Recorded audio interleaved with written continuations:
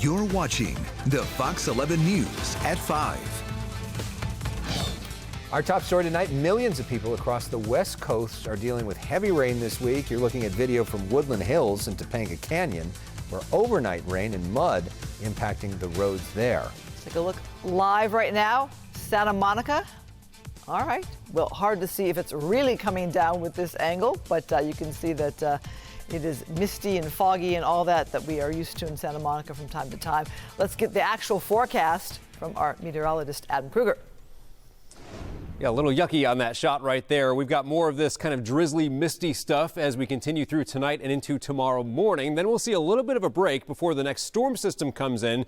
That's going to be late Thursday. So I'd say late afternoon, but even more so Thursday evening, lasting into Friday morning. And this one is likely to bring average rain totals between 1/4 inch to 3/4 of an inch of rain. Some areas might get up to about an inch or so. Of course, there's always going to be those outliers, but this will be the general range we expect with this next system. Those rain rates, kind of like the last one we saw, will mostly be low enough to where we don't see any big problems. There's no flood watches in effect, for example, but we do have to watch those burn scar areas closely. Okay, we talked about the 7-day forecast earlier. So first, as you look at the green numbers, those are the rain chances. You'll notice we have that scattered rain for Thursday. It's a high chance Friday simply because the widespread rain is late Thursday night into Friday morning. But second half of the day Friday, a lot of that rain is going to be wrapping up. Temperatures a little cool for the next few days. Notice this weekend, though, we start seeing the temperatures come up. We've got more sunshine and actually looks like a really nice weekend ahead. And this is a little bit of a shot in the dark this far out, but it does look like a couple models indicating around the middle of next week there could be another storm system coming, and that one might actually be the heaviest out of the recent ones. So something we'll keep an eye on in the long term. Guys, back to you.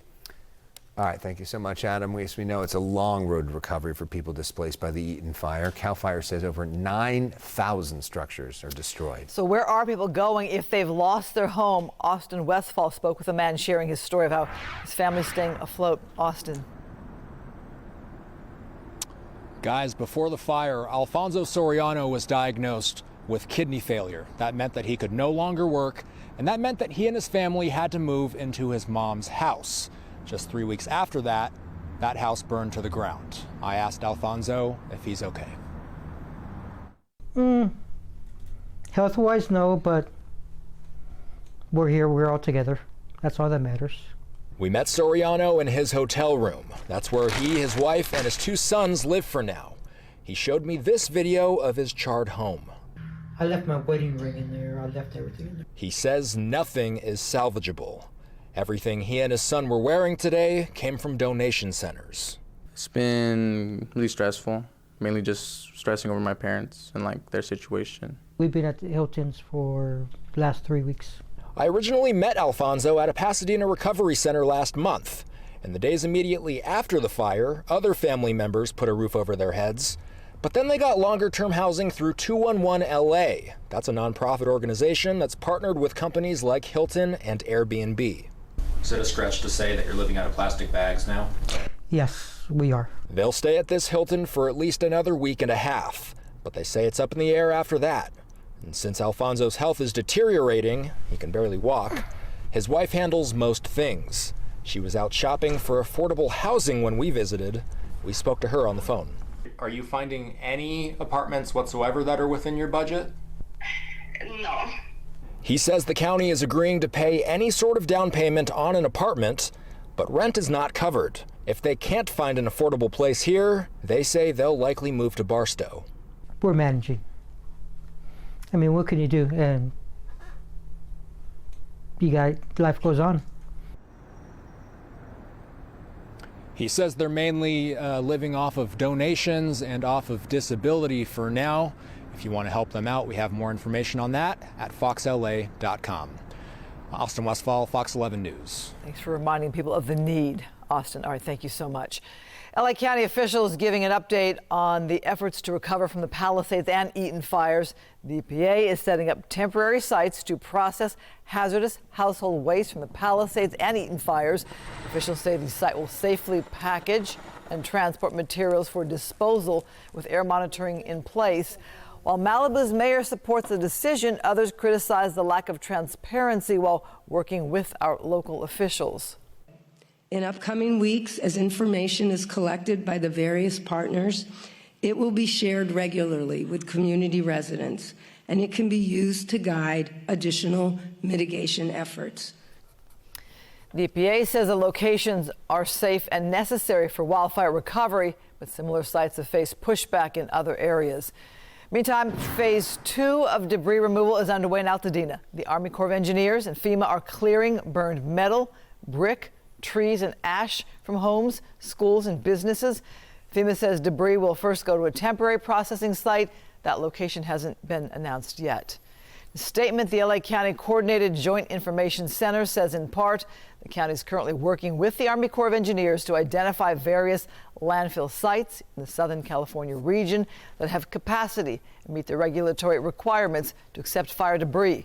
Given the amount of debris to be removed, no one facility will be able to handle all of the material. Taking to breaking news right now, we have this live picture from Skyfox. You see protesters are on the move and they're blocking traffic right now in the Little Tokyo neighborhood of downtown LA near 2nd and Main. You see these protesters are frustrated with the immigration enforcement policies of the Trump administration. Protesters having their say right now. Thankfully, this protest has been mostly or been entirely peaceful from what we can tell. Look at that car there. Don't know if that car is stuck because the protesters are there, if they're part of it, but obviously the crowd making their way around that vehicle. Somebody with a flag there approaching the car. I'm not so sure this is a good thing here. Right. It looks like perhaps somebody maybe was trying to slow the protesters or somehow got caught up in it and is now really stuck in it. You don't see any law enforcement in that specific area, but obviously perhaps an area to avoid right now, downtown LA. Yeah, these protesters started at City Hall in downtown. We showed that to you earlier in the hour. Now clearly they're on the move. Yet another day in a row of protesters in downtown Los Angeles.